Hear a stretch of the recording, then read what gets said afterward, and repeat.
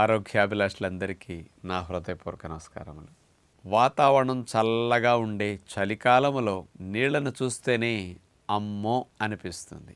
త్రాగటానికి అంత ఇబ్బంది పడుతూ ఉంటాం. సహజంగా వేసవికాలం చెమటలు పట్టడం వల్ల నీరు ఎక్కువ తాగుతూ ఉంటాం. చలికాలం వచ్చేసరికి నీటిని సకానికి సగం తగ్గించేస్తూ ఉంటాం. మరి చలికాలం నీళ్లు తక్కువ తాగటం వల్ల స్కిన్ డ్రైనెస్ రావటం కానీ, చర్మం మండటం కానీ, చర్మం తెల్ల తెల్లగా పొట్టు గీతల్లాగా అట్లా రావటం కానీ, ఇలాంటి ఎక్కువ రావటానికి చలికాలం నీళ్లు తక్కువ తాగటానికి డైరెక్ట్ సంబంధం ఉంది. అంచేత అలాంటి సమస్య రాకుండా నీళ్లను మీరు ఎన్ని త్రాగాలి, చలికాలం కూడా చల్లదనం ఇబ్బంది లేకుండా నీళ్ళని ఇష్టంగా ఎట్లా త్రాగాలి, చలికాలంలో నీళ్లు తగ్గించడం వల్ల వచ్చే ఇబ్బందులు, వీటన్నిటి గురించి అవగాహన కలిగించుకోబోతున్నాం. ఇప్పుడు ఈ సీజన్ నవంబర్లోనే చలి తీవ్రత ఈ సంవత్సరం బాగా పెరిగింది. ఎప్పుడైనా డిసెంబరు, జనవరి, ఫిబ్రవరి 3 నెలలే చలి ఉంటుంది.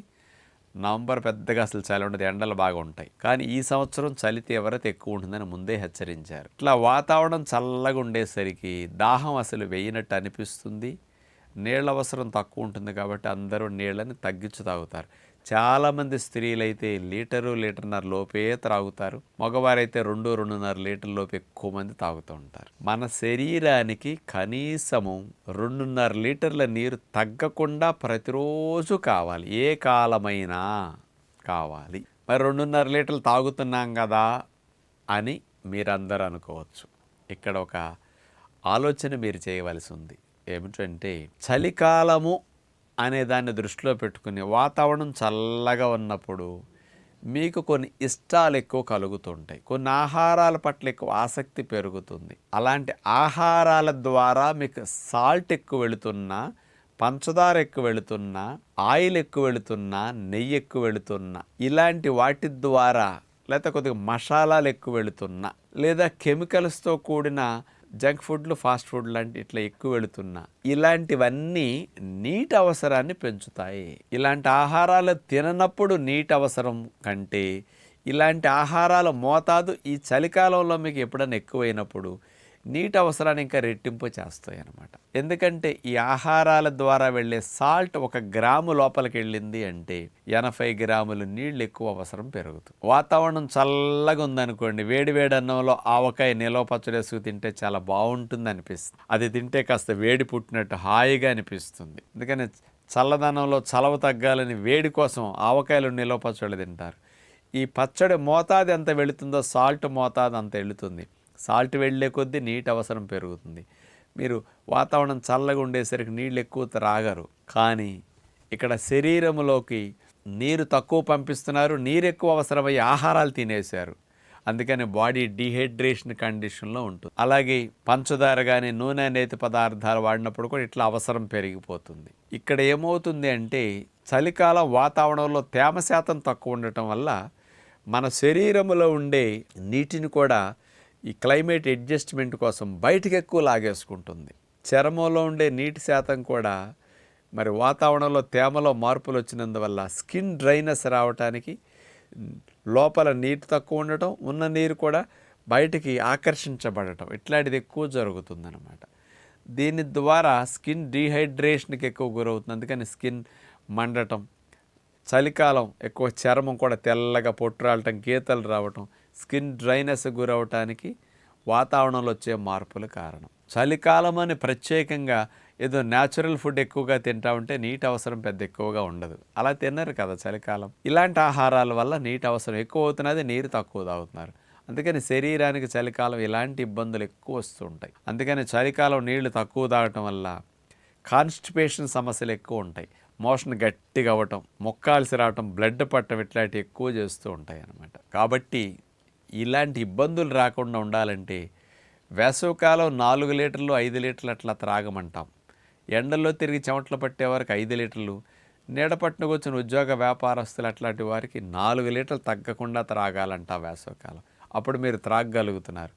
చలికాలం వచ్చేసరికి 3.5 లీటర్ల నుంచి 4 లీటర్ల మధ్యలన్నా, లేదా తప్పదంటే 3 నుంచి 4 మధ్యన మీరు తాగినప్పుడు ఇలాంటి స్కిన్ సంబంధమైన సమస్యలు, మరి ప్రేగులకు సంబంధమైన సమస్యలు రాకుండా కంట్రోల్ చేయడానికి చలికాలంలో నీరు ఇట్లా త్రాగటం అనేది బాగా ఉపయోగపడుతుంది. మీరు సులభంగా చలికాలం త్రాగాలి అంటే ఇప్పుడు మనం ఎప్పుడన్నా యూరిన్ పోసుకునేటప్పుడు చేతుల మీద యూరిన్ పడినప్పుడు చూడండి వేడి ఎంత ఉంటుంది చలికాలం.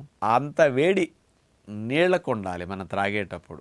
ఆ వేడి టెంపరేచర్ హాయిగా ఉంటుంది. అంతకంటే కొంచెం ఎక్కువ వేడైతే పొట్టలో కొంచెం కాలుతున్నట్టు అనిపించవచ్చు. అందుకని గోరువెచ్చని నీళ్ళ కంటే కొంచెం వేడిగా ఉండే నీటిని మనం పొయ్యి మీద పెట్టుకుని అట్లా వేడి చేసుకున్నాక stainless steel bottles double layer ఉండే బాటిల్స్ వస్తున్నాయి. అందులో కనుక మీరు పోసుకుని అలాంటి 1.5 లీటర్ బాటిల్స్ కానీ 1 లీటర్ బాటిల్స్ కానీ ఉంటున్నాయి కదా, మీరు కూడా క్యారీ చేసుకెళితే ఎక్కడికి వెళ్ళినా కాస్త వేడి వేడి నీళ్లు మీకు కూడా ఉన్నప్పుడు మీరు అట్లా త్రాగుతుంటే చలికాలం మీకు హాయిగా అనిపిస్తుంది, చలి తగ్గుతుంది.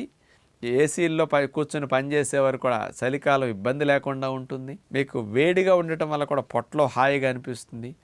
అందుకని డీహైడ్రేషన్ బాడీలోకి రాకుండా మీకు మంచిగా నీరు వెళుతుంది. స్కిన్ డ్రైనెస్ రాకుండా చలికాలం కంట్రోల్ చేయడానికి కూడా ఈ నీరు ఇట్లా హెల్ప్ చేస్తుంది. అందుకని డేలో ఎప్పుడు త్రాగినా ఉదయం పూట లేచిన వెంటనే 1.5 లీటర్ నీళ్ళు అట్లా గోరువెచ్చని కంటే కొంచెం వేడి తాగడానికి ట్రై చేయండి. 40-45 డిగ్రీలు వేడి ఉంటే చాలా బాగుంటుంది నీరు అట్లా టెంపరేచర్. ఉదయం పూట రెండోసారి 1.5 లీటర్ తాగినప్పుడు కూడా గోరువెచ్చని నీళ్ళు తాగండి.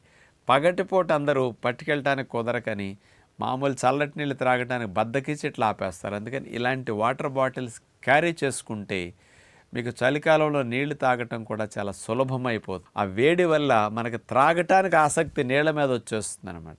ఇంకొంచెం కావాలి అంటే ఆ నీళ్ళల్లో కూడా మంచి ఫ్లేవర్ కోసం మీరు తులసాకులు, పుదీనా ఆకులు అట్లా బాటిల్లో నీళ్ళల్లో వేసేసి పట్టుకెళ్ళిపోండి. మంచి ఫ్లేవర్తో, పుదీనా ఫ్లేవర్తో, తులసి ఫ్లేవర్తో నీళ్ళు ఉండి తాగటానికి కొంచెం ఇంట్రెస్ట్ చూపుతారు. కానీ ఇట్లాంటిది చాలా మంచి టెక్నిక్ అనమాట మీకు. కానీ ఈ వాటర్ని చలికాలంలో కూడా సులభంగా తాగటానికి ఇలాంటి పద్ధతులు అమలు చేసి పిల్లలకు కూడా స్కూల్కి పంపించేటప్పుడు ఆ డబల్ లేయర్లు ఉండే స్టెయిన్లెస్ స్టీల్ బాటిల్లో వేడి నీళ్ళు అట్లా పోసిచ్చేస్తే పిల్లలు కూడా సులభంగా తాగుతారు. ఈ చలికాలంలో కొంతమందికి జలుబు, కఫము, శ్లేష్మాలు, ఈ సైనస్ సమస్యలు ఇట్లాంటివి ఎక్కువ ఉంటాయి. అలాంటి వరకు కూడా ఈ నీరు తాగితే ఆ సమస్యల నుంచి కూడా ఉపశమనం వచ్చి ఈ కంజెషన్ బాగా తగ్గుతుంది అన్నమాట. కానీ ఇట్లాంటి ప్రికాషన్స్ చలికాలంలో తీసుకుంటే చాలా బాగుంటుందని, నీటిని తప్పనిసరిగా 3.5 to 4 లీటర్స్ చలికాలం త్రాగితే మంచిదని విజ్ఞప్తి చేస్తూ నమస్కారం.